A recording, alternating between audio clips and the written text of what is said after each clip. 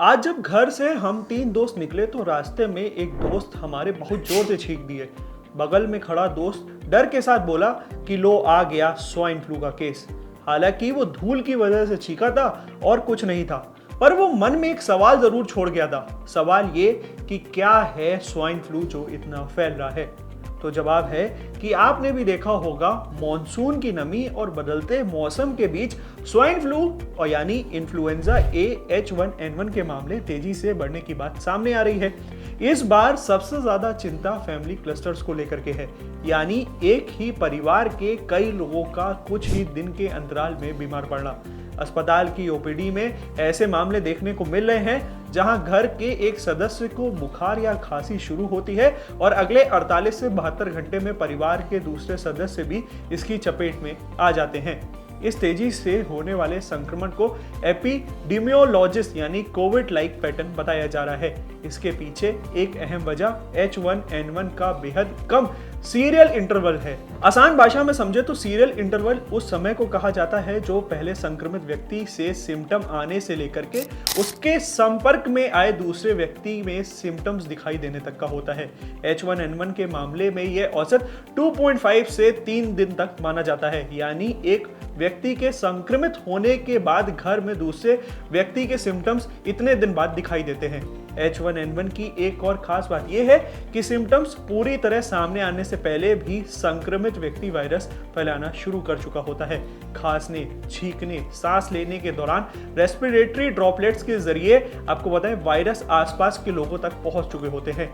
यही वजह है कि घर में जब तक किसी को संक्रमण का पता चलता है तब तक वह अनजाने में परिवार के दूसरे सदस्य के संपर्क में आ चुका होता है। अब सवाल कि दिल्ली NCR में फैमिली क्लस्टर्स क्यों ज्यादा देखने को मिल रहे हैं। इसके पीछे कई बड़े कारण हो सकते हैं। मॉनसून के दौरान रिलेटिव ह्यूमिडिटी बढ़ जाती है, वहीं घरों और ऑफिसों में लगातार AC चलने और कम वेंटिलेशन की वजह से हवा का सर्कुलेशन सीमित हो जाता है।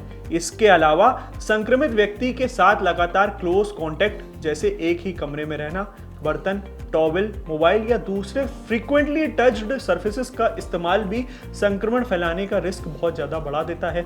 H1N1 का इंक्यूबेशन पीरियड भी औसतन आपको बताएं 1 से 4 दिन का होता है, इसलिए संक्रमण की साइकिल जो है तेजी से बढ़ती जाती है। अगर घर में किसी व्यक्ति को तेज बुखार, गले में खराश या फिर ड्राई कफ जैसे सिम्टम्स दिखाई देते हैं तो शुरुआत से ही सावधानी बरतना जरूरी होता है। मरीज को संभव हो तो अलग से एक अच्छी तरह वेंटिलेटेड रूम में रखें और परिवार के सदस्य मास्क का इस्तेमाल करें। खास तौर पर छोटे बच्चे, बुजुर्ग और अन्य हाई रिस्क लोगों के मामले में सिम्टम्स देखने की शुरुआती 48 घंटे में महत्वपूर्ण हो जाते हैं। एंटीवायरल मेडिसिन का इस्तेमाल कर डॉक्टर की सलाह के बाद ही किया जाना चाहिए। इसके साथ ही घर में पर्याप्त हाइड्रेशन बनाए रखना भी जरूरी है। मरीज को पानी, ORS और सूप जैसे फ्लूइड्स दिए जा सकते हैं। डोर हैंडल्स, रिमोट, मोबाइल और दूसरे फ्रीक्वेंटली टच सर्फेसेस की नियमित क्लीनिंग की जानी चाहिए ताकि संक्रमण के रिस्क को कम किया जा सके।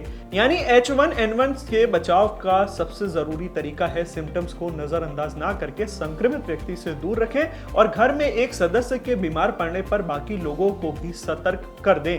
अब शरीर पर कैसा असर डालता है ये इन्फ्लुएंजा वायरस, ये भी जान लेते हैं। देखिए, H1N1 वायरस हमारे शरीर के अंदर जाकर के रेस्पिरेटरी ट्रैक्ट जैसे कि नाक, गले और छाती पर असर डालता है। इसकी वजह से निमोनिया भी हो सकता है। ज्यादा फैलने पर यह फेफड़े को भी अपनी चपेट में ले सकता है, रेस्पिरेटरी फ्लोअर में भी बढ़ सकता है। पर मोटा मोटी बात यह है कि आपने घबराना नहीं है और याद रखना है कि प्रिकॉशन से आप इस वायरस से बड़े आराम से लड़ सकते हैं। बाकी जो भी अपडेट होगा देते रहेंगे आपको। देखते रहिए Zee Bharat. Thank you for watching.